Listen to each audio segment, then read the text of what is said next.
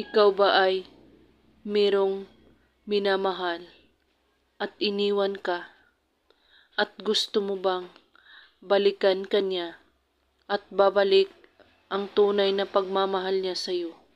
May ritual ako na ibabahagi sa inyo. Simple lang po ang ritual na ito pero napakabisa po. Sundin lang po ang mga pamaraan nito. Ihanda mo ang isang garapon na may lamang asukal, malinis na papel at bulpen.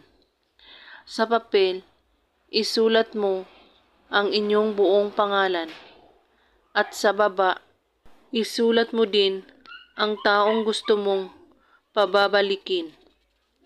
At pagkatapos po ninyong maisulat ang pangalan, ay humiling muna kayo kung ano ang gusto mong mahihiling.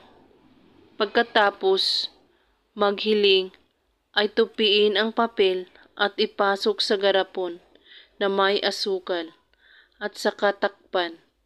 Gawin ito sa araw ng Martes at Biyernes lamang, basta't buo ang inyong paniniwala sa paggawa at walang ibang iniisip at pagdududa. At kung may katanungan po kayo ay magko-comment lang po sa baba.